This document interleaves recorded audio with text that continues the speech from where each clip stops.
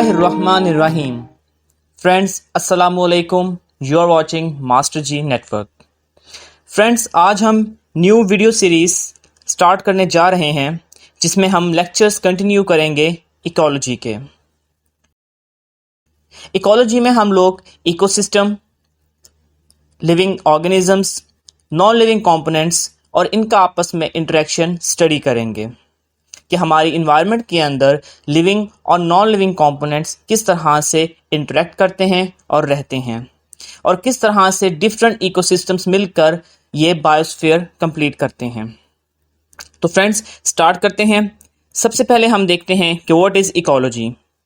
This is the basic point जो हमें study करना है सबसे पहले इस चीज़ को आगे पढ़ने के लिए। तो दोस्तों, इकोलॉजी क्या है? इसको सिंपल वे में देखते हैं हम। It is the relationship between living organisms and their environment. हमारी दुनिया के ऊपर, हमारी जो अर्थ है इसके ऊपर जो जितने भी लिविंग ऑर्गेनिजम्स हैं उनका जो रिलेशनशिप होता है उनकी इन्वायरमेंट के साथ, उसको हम इकोलॉजी कहते हैं। फॉर एग्जांपल, एक लिविंग ऑर्गेनिज्म है, मिसाल लेते हैं हम एक रैबिट की। वो रैबिट किस तरह से सर्वाइव कर रहा है अपनी इन्वायरमेंट के अंदर, उस रिलेशनशिप को हम कहेंगे इकोलॉजी। अगर हम इसका ओरिजिन देखें इकोलॉजी वर्ड का, तो ग्रीक वर्ड्स ओइकोस जिसका मतलब होता है हाउस और लोगिया मतलब के स्टडी ऑफ लाइफ। इन दोनों वर्ड्स का कॉम्बिनेशन है ये वर्ड इकोलॉजी, जिसका मतलब बनता है स्टडी ऑफ हाउस और environment in which we live. Then हम आगे देखते हैं what are the factors of ecology. Friends, दो बेसिक फैक्टर्स होते हैं इकोलॉजी के जिनको हम बार बार स्टडी करेंगे आगे जाकर भी इंशाल्लाह। सबसे पहला फैक्टर है एबायोटिक फैक्टर्स और नंबर सेकंड है बायोटिक फैक्टर्स। आप नाम से जाहिर है देख सकते हैं कि एबायोटिक फैक्टर्स वो फैक्टर्स होते हैं जो कि नॉन लिविंग होते हैं, नॉन लिविंग कंपोनेंट्स होते हैं और ये इनर्ट फैक्टर्स होते हैं इकोसिस्टम के। यानी कि हमारी इन्वायरमेंट के अंदर, हमारी अर्थ के ऊपर जितने भी नॉन लिविंग कंपोनेंट्स मौजूद हैं उन्हें हम कहेंगे एबायोटिक फैक्टर्स, जिसमें हमारे पास सनलाइट आ जाती है, temperature, chemical products, water, atmosphere etcetera. फिर हम बात करते हैं व्हाट आर बायोटिक फैक्टर्स। तो बायोटिक फैक्टर्स हमारे पास तमाम लिविंग ऑर्गेनिजम्स होते हैं, तमाम लिविंग कंपोनेंट्स होते हैं जो हमारी इन्वायरमेंट में, हमारी अर्थ के ऊपर मौजूद हैं। फिर हम देखते हैं कि जो इकोलॉजी है ये एक्चुअली स्टडी है, इंटरेक्शन है। इंटरेक्शंस हम इसमें स्टडी करते हैं नॉन लिविंग कंपोनेंट्स और लिविंग कंपोनेंट्स के दरमियान। जैसे मैंने आपको पहले बताया था कि कोई भी ऑर्गेनिज्म जब अपनी इन्वायरमेंट में रहेगा तो उनकी रिलेशनशिप को हम इकोलॉजी कहते हैं।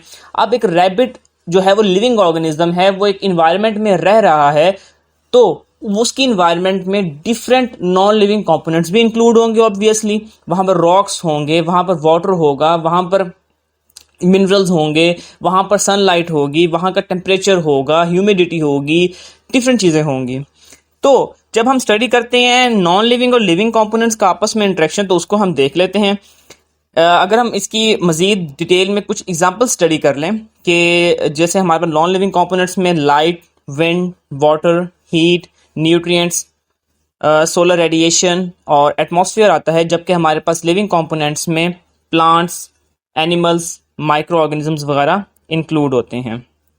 फिर हम देखते हैं कि सबसे पहले 1866 में एक जर्मन ज़ूलॉजिस्ट था जिसने टर्म इकोलॉजी को इंट्रोड्यूस करवाया था, जिसका नाम था अर्नस्ट हैकल। उसके बाद यूजीनियस वार्मिंग एक और साइंटिस्ट था, एक डेनमार्क का ये बोटेनिस्ट था, जिसने इकोलॉजी के जो आइडिया था इसको एलैबोरेट किया था, इसको मज़ीद उसने आगे एक्सप्लेन किया था कि एक्चुअली ये होता क्या है। उसके बाद हम देखते हैं कि हमें इकोलॉजी को स्टडी क्यों करना चाहिए, इकोलॉजी क्यों ज़रूरी है हमारे लिए। वो इसलिए क्योंकि ecological research provides us with the necessary info to resolve many of the environmental problems that surround us. हमारी इन्वायरमेंट में बहुत से ऐसे प्रॉब्लम्स होते हैं कि अगर हम उनका सोल्यूशन चाहते हैं, उनको हल करना चाहते हैं उन प्रॉब्लम्स को, तो हमें इकोलॉजी का नॉलेज होना ज़रूरी है। जैसे मिसाल के तौर पर हमें पता होना चाहिए कि हमने फ्लडिंग को किस तरह से रोकना है, ये बर्ड्स जब माइग्रेट करते हैं एक एरिया से दूसरे एरिया में। इसके अलावा हमारे पास वाटर रिसोर्सेज किस तरह की है, उसको हमने कैसे बैलेंस करके लेके चलना है। ताकि डेफिशिएंसी ना हो। तो इन तमाम चीज़ों को, इन तमाम प्रॉब्लम्स को अगर हमने कोशिश करनी है रिजॉल्व करने की, तो इकोलॉजी का जो नॉलेज है वो हमारे पास होना ज़रूरी है। फिर हम देखते हैं कुछ डेफिनेशंस।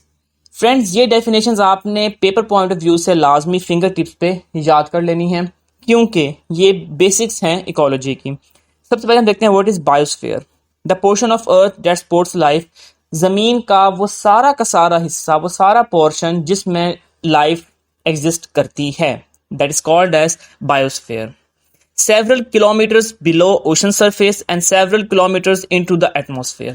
यानी कि ज़मीन की जो सतह समंदर है, समंदर से कुछ किलोमीटर अंदर से लेकर और हमारी एटमॉस्फेयर जो है उसके कुछ किलोमीटर ऊपर तक, ये सारा का सारा जितना रीजन है, मतलब ज़मीन, ये पानी के अंदर से लेकर हवा में जो आसमान तक, इस सारे के सारे एरिया के अंदर जितनी भी लाइफ एग्जिस्ट करती है, अर्थ के इतने हिस्से को हम क्या कहते हैं? बायोस्फीयर कहते हैं। देन हम आते हैं व्हाट इज पॉपुलेशन। पॉपुलेशन हमारे पास क्या होती है?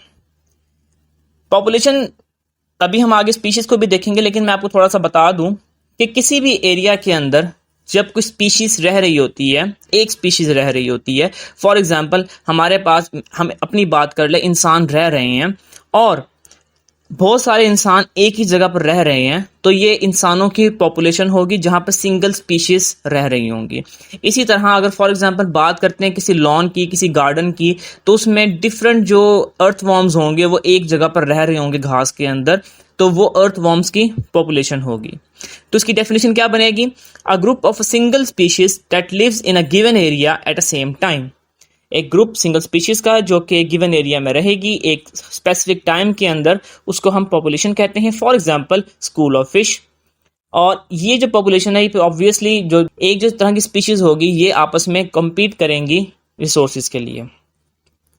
देन हम स्टडी करते हैं कि what is biological community. A group of interacting populations that occupy the same geographic area at the same time. ये ग्रुप होता है इंटरेक्टिंग पॉपुलेशंस का। डिफरेंट पॉपुलेशंस होती हैं जो आपस में इंटरेक्ट कर रही। फॉर एग्जांपल एक पॉपुलेशन हमारे पास यहाँ पर अर्थवॉर्म्स की रह रही है, एक पॉपुलेशन हमारे पास यहाँ पर स्पैरोज की रह रही है गार्डन के अंदर, एक पॉपुलेशन हमारे पास यहाँ पर आंट्स की रह रही है, चूंटियों की रह रही है। तो ये सारे के सारे जो पॉपुलेशंस हैं ये आपस में compete करेंगी और जगह को ऑक्यूपाई करेंगी और मिलकर एक बायोलॉजिकल कम्युनिटी बना लेंगी, क्योंकि ये एक ही जोग्राफिक एरिया में रह रही हैं। देन हम आगे चलते हैं और देखते हैं कि what is ecosystem. A biological community and all the abiotic factors that affect it is called as ecosystem। एक ऐसी बायोलॉजिकल कम्युनिटी, हमने पहले पढ़ा था बायोलॉजिकल कम्युनिटी क्या होता है कि जिसका डिफरेंट पॉपुलेशंस रह रही होती हैं।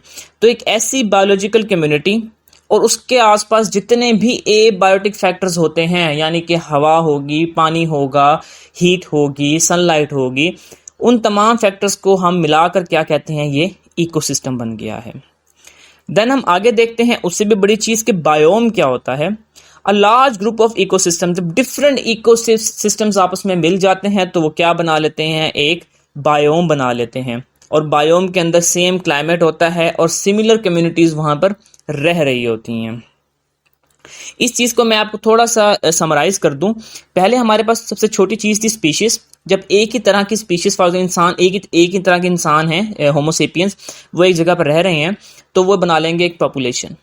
अब एक पॉपुलेशन इंसानों की रह रही है, साथ ही एक पॉपुलेशन जो है वो रैबिट्स की रह रही है, एक पॉपुलेशन रह रही है, आप समझ लें, कैट्स की रह रही है।